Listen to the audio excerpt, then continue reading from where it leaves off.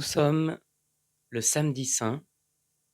Et nous avons médité hier soir, pendant l'office de la Passion, sur ce cœur transpercé par la lance de Saint Longin.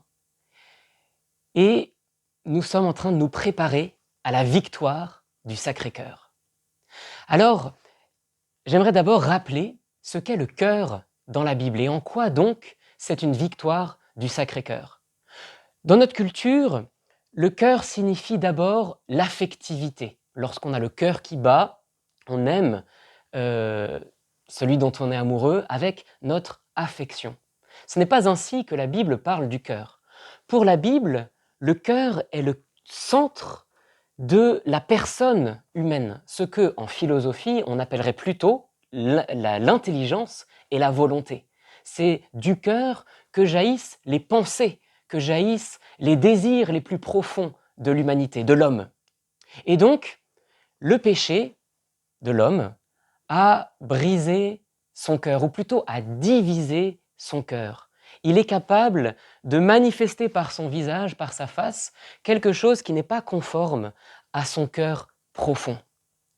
Alors, par exemple, nous avons dans le livre de Samuel, nous avons l'homme regarde aux apparences, mais Dieu voit le cœur. Et donc, ce cœur divisé, comment faire pour le réparer ? Et nous avons le roi David, par exemple, dans le psaume 51, qui dit « D'un cœur brisé et broyé, tu n'as pas mépris » ou bien « Purifie mon cœur, ô mon Dieu, renouvelle et raffermis au fond de moi mon esprit. » Et puis, les prophètes vont annoncer la guérison du cœur profond de l'homme. Par exemple, nous avons Jérémie qui va dire que je mettrai, c'est Dieu qui parle, je mettrai ma loi dans leur cœur, j'inscrirai ma loi au plus profond de leur cœur. Et puis Ézéchiel, qui dans ce texte magnifique dit « J'ôterai de votre chair le cœur de pierre et je vous donnerai un cœur de chair ». Promesse, non pas simplement d'inscrire la loi divine dans le cœur de l'homme, mais promesse de transformer le cœur de l'homme en lui donnant un cœur nouveau. Et alors, Jésus va annoncer lui aussi dans sa prédication d'abord le péché qui provient du cœur. Il va dire par exemple cette phrase qui est reprise dans la théologie du corps de Jean-Paul II pendant de longs développements. Il va dire « L'homme qui regarde une femme en la désirant l'a rendue adultère dans son cœur. » Il manifeste ainsi que le péché d'adultère, avant d'être physiquement accompli, se produit d'abord dans le cœur profond de l'homme.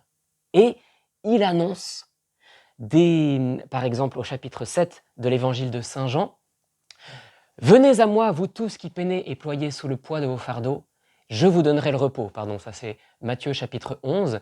Et puis, qu'ils viennent à moi et qu'ils boivent, celui qui croit en moi, car de son sein, comme dit l'Écriture, jaillira des fleuves d'eau vive. Jésus annonce la victoire de son cœur qui va transformer le cœur de l'homme. Et voilà que Jésus se retrouve sur la croix, comme nous avons médité hier pendant l'office de la Passion, et son cœur est transpercé par la lance. Saint David demandait un cœur brisé et broyé pour réparer son péché. Eh bien, c'est Jésus qui a le cœur brisé, qui a le cœur broyé. C'est lui qui porte le péché du monde. C'est lui qui se fait pécher, comme dit saint Paul, pour nous libérer du péché. Et dans ce cœur brisé et broyé qu'est celui du Seigneur par la lance, nous pouvons voir comment notre cœur aussi doit à son tour être brisé par nos propres péchés.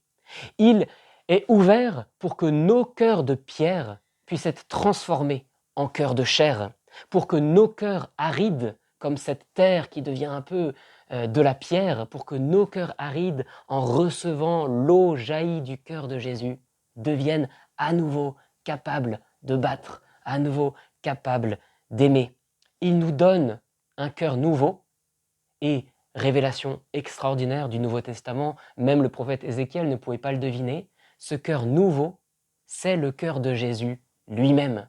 Il prend notre cœur, il le brise sur la croix en son cœur, et il nous donne son propre cœur pour que nous sachions nous aimer les uns les autres avec son propre cœur dans notre chair. Voilà la victoire du Sacré-Cœur, voilà pourquoi, voilà comment tout ce qui était annoncé par l'Ancien Testament est accompli par Jésus avec cet échange divin et merveilleux de nos cœurs.